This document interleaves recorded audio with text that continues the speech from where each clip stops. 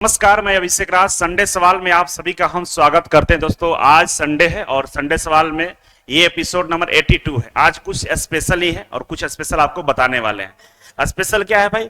तो देखिए, यहाँ पे आईटीआई के इतिहास का सबसे बड़ा सेमिनार होने वाला है, ठीक है। और इस सेमिनार के लिए आप इजी वे ग्लोबल एप्लीकेशन को डाउनलोड कर लीजिएगा। डाउनलोड करने के बाद मास्टर कोर्स में आप इस सेमिनार को ज्वाइन कर सकते हैं और ऑफलाइन आपको आना होगा। मतलब सेमिनार का रजिस्ट्रेशन ऑनलाइन करना है और ऑफलाइन सेमिनार ज्वाइन करना है। आईटीआई के इतिहास का सबसे बड़ा सेमिनार क्यों कहा जा रहा है?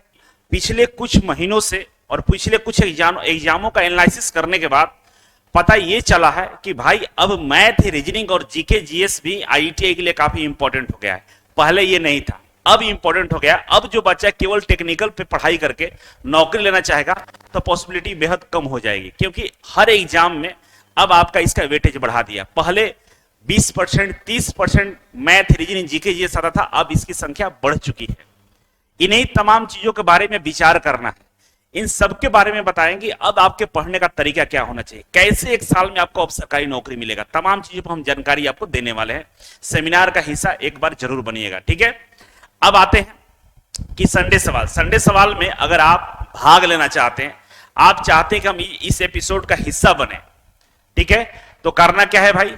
सबसे पहले अपना नाम, ट्रेड का नाम, अपना एज, अपना राज्य का नाम, इसके बाद अपना क्वेश्चन से लिखना है। अगर इस फॉर्मेट में अगर आप कमेंट करते हैं तो हम आपके प्रश्नों का जवाब देने का प्रयास करेंगे बेहतर तरीके से, क्योंकि ये फॉर्मेट जब आप देंगे हमें तो हम आपके बारे में कुछ जानकारी हासिल करके उसी के अकॉर्डिंग आपको हम रिप्लाई करेंगे, ठीक है। इजी वे ग्लोबल एप्लीकेशन आप लोग डाउनलोड किए ही होंगे। जो बच्चे नहीं किए, डाउनलोड कर लीजिए। बहुत सारा कंटेंट आपको यहाँ पे मिलता है जो आपके लिए काफी इंपॉर्टेंट होता है। इसके अलावा हर एग्जाम में करंट अफेयर पूछा जा रहा है और करंट अफेयर एक ऐसा विषय बन गया है कि हर एग्जाम में 4 से 5 प्रश्न आपको देखने को मिलता है। वैसे में अब जरूरत है कि हर दिन का करंट अफेयर आपको अपडेट रहे, आप करंट अफेयर का प्रैक्टिस करते रहे। उसके लिए हम लोगों ने करंट अफेयर मैगजीन, मासिक करंट अफेयर बूस्टर, मासिक current affair booklet, daily quiz and mock test, ये तमाम सब चीजों को हमने ला दिया है और सब मिलाकर आपको मास्टर करंट अफेयर मात्र 111 रुपए में एक साल के लिए आपको मिलेगा। और एक साल के अंदर में हर महीने आपको मैगजीन मिलेगा, हर महीने आपको करंट अफेयर बूस्टर मिलेगा, हर महीने आपको मॉक टेस्ट मिलेगा और डेली बेस पे करंट अफेयर का, मैथ का, रीजनिंग का सेट आपको प्रैक्टिस के लिए दिया जाएगा। ये तमाम चीजें आप मात्र 111 रुपए में लेकर बढ़िया तरीके से पढ़ाई कर सकते हैं, ठीक है। आइए, आज का पहला सवाल आपके सामने स्क्रीन पर दिखाई दे रहा होगा। सवाल क्या है भाई? तो नाम इनका साउल मरांडी है और ये इनका एज 19 साल है, ट्रेड फिटर है। बोल रहे हैं कि सर झारखंड से है, मेरा एग्जाम अगस्त 2024 में है। सर मुझे सरकारी नौकरी चाहिए और मैं इसके लिए सेमिनार ज्वाइन करना चाहता हूं, क्या मुझे पटना आना अनिवार्य होगा? प्लीज बताइए। देखिए, इस बार का जो सेमिनार है 8 सितंबर का, वो ऑफलाइन सेमिनार है, तो पटना आना आपको तो जरूरी है ही। और दूसरा चीज है कि ऑफलाइन सेमिनार में आते हैं तो विभिन्न राज्यों के बच्चे, विभिन्न जिलों के बच्चे यहाँ पे आते हैं, सेमिनार ज्वाइन करते हैं। बहुत सारी चीजें आपको देखने को मिलता है, एक अलग से मोटिवेशन मिलता है और सर के सामने, हम लोग के सामने आप लाइव अपना प्रश्न पूछ सकते हैं और आपको हम उस तरह से गाइड करते हैं। और यहाँ हर तरीके से आपको गाइड किया जाता है, पढ़ना कैसे है, नोट्स कैसे बनाना है, कितना कौन सा विषय पर टाइम देना है, बहुत सारे आपके अंदर जो कमी होगा उसको दूर कैसे करना है, तमाम चीजों के बारे में जानकारी मिलता है। तो अगर आप सामने से चीजों को सीखते हैं तो इसका बेनिफिट आपको नौकरी में काफी मिलता है। पढ़ने से जरूरी है कि पढ़ने का तरीका मालूम होना चाहिए। पढ़ने का तरीका नहीं मालूम है, आप दिन रात एक करके पढ़ाइए, आपका फायदा नहीं होने वाला। इसीलिए सेमिनार में आना काफी जरूरी है, ठीक है। नेक्स्ट सवाल है, आपको स्क्रीन पर दिखाई दे रहा हो, गुड़िया चौधरी, ठीक है। और इनका ट्रेड इलेक्ट्रॉनिक्स मैकेनिक से, एज 21 साल है, 11 मंथ है। 10th 2017 में इन्होंने पास किया था आईटीआई 2017-19 से। और बोले कि मैं क्या है सर, मैं 2021 से बार के एनपीसीएल एग्जाम देते आ रही हूँ, फर्स्ट स्टेज में फेल होते आ रही हूँ, मेरा मेमोरी बहुत स्लो काम करता है, मैं पढ़ती हूँ लेकिन एक दिन में सब भूल जाती हूँ और मेरे से नॉन टेक बैलेंस नहीं होता है। 8 जून को तमिलनाडु में एनपीसीएल का एग्जाम दी थी, जिसमें फर्स्ट स्टेज में टोटल 17 बनी, 43 नंबर आया है, 45 पे पासिंग था। मतलब इनका 2 नंबर से एग्जाम छूट गया, ठीक है। फेल हो गई है सर, क्या मुझे तैयारी करना चाहिए या छोड़ देनी चाहिए? सर आपकी हर मोटिवेशन वीडियो देखती हूं और मुझे पढ़ने की इच्छा करती है, फिर मैं पढ़ना स्टार्ट करती हूं, इसलिए आपको दिल से शुक्रिया अदा करती हूं। देखिए आपका जो समस्या है गुड़िया कुमारी, मैं समझ चुका हूं। देखिए मेमोरी लॉस का मतलब जैसे आप भूल जा रही है, एक दिन पढ़ाई करती है भूल जाती है, नॉर्मल।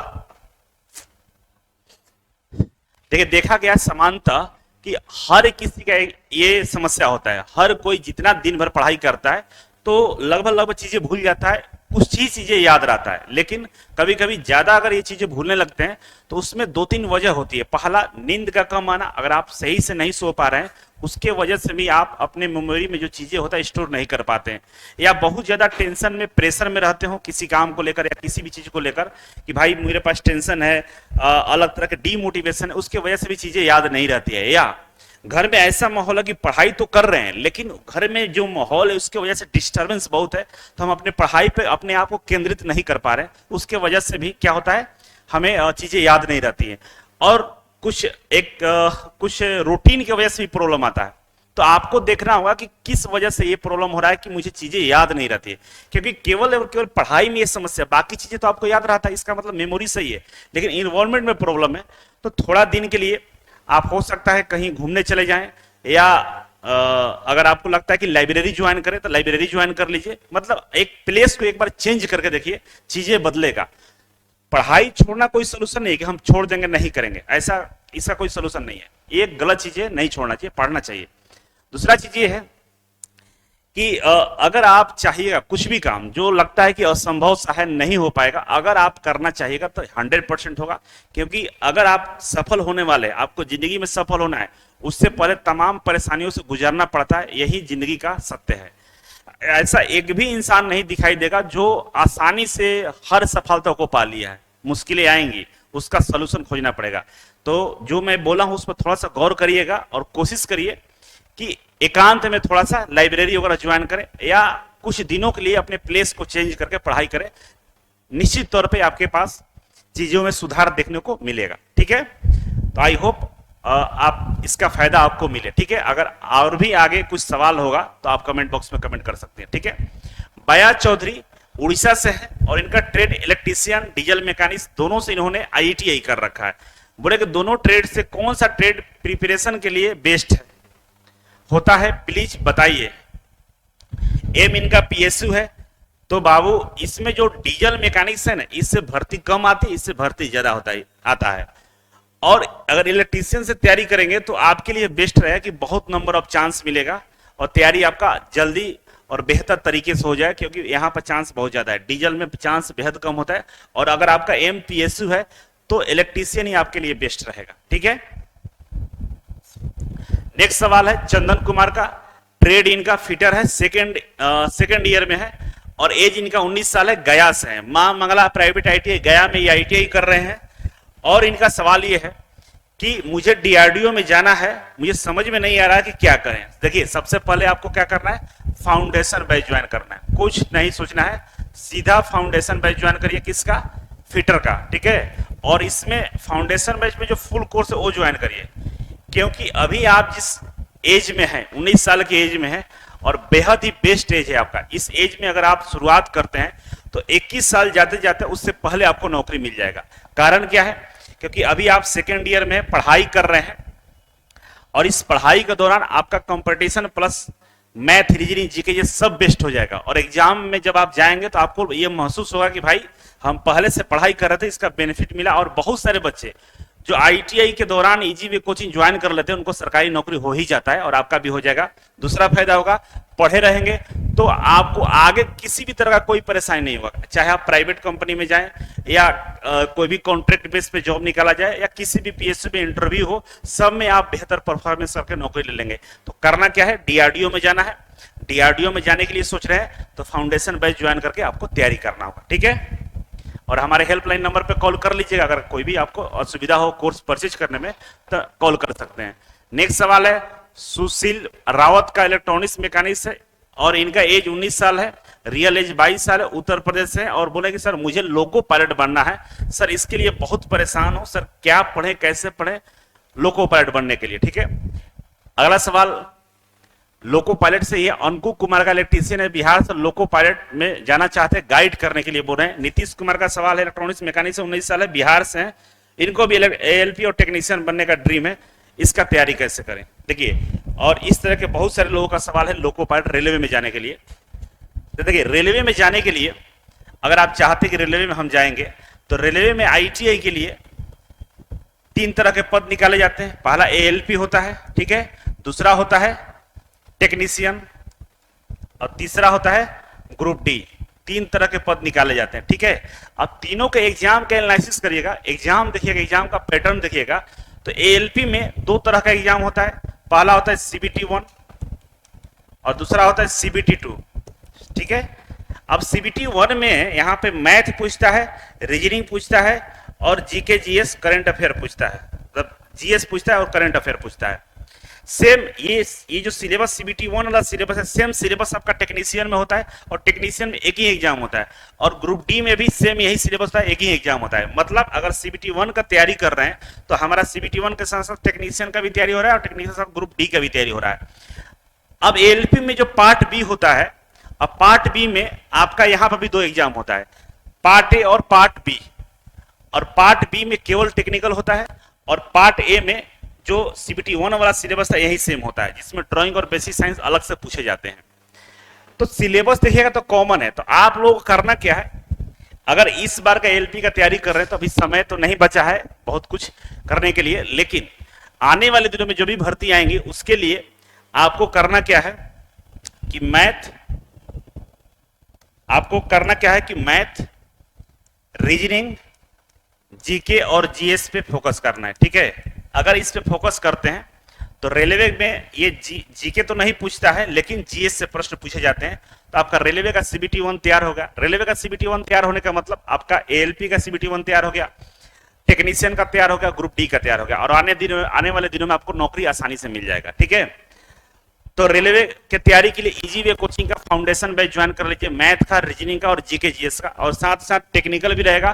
तो सबका ओवरऑल तैयारी हो जाएगा और सोचने से काम नहीं चलेगा। एज आप लोग का 19 साल के आसपास ही है, तो एक बार तैयारी में लग जाइए और बेहद ही आसानी से आपको नौकरी मिल जाएगा, इसमें किसी तरह का दो राय नहीं है, ठीक है।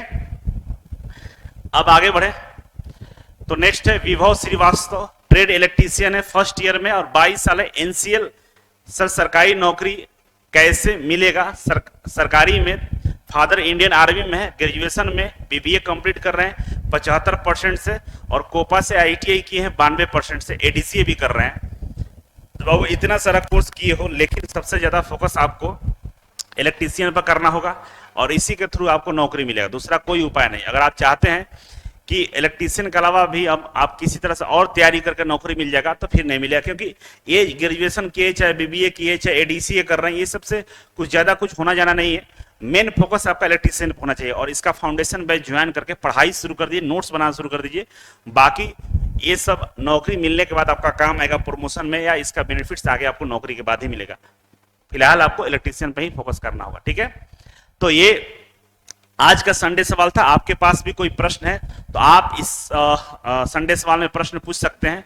और पीछे जो मेरा बैनर लगा हुआ है कि दिखा दो सबको मैं अकेला ही काफी हूं, ये 8 सितंबर के लिए लगाए। 8 सितंबर का जो सेमिनार होने वाला है, यही मोटिवेशन आपको मिलेगा कि भाई हम अकेले ही काफी हैं, मुझे अब लोगों की जरूरत नहीं है, बहुत हो गया यारी दोस्ती, बहुत हम पारिवारिक चीजों में फंसे रहे, बहुत यारी दोस्ती निभा लिया, अब मुझे क्या करना है, सरकारी नौकरी में जाना है, अब मुझे 50,000 की सैलरी कमानी है, मुझे आईटीआई के बाद नौकरी करना है और इसके लिए मुझे किसी का जरूरत नहीं है। बस गुरुजी के पास आइए, सेमिनार का हिस्सा बनिए और हम वादा करते हैं आपको सरकारी नौकरी तक पहुंचाने का।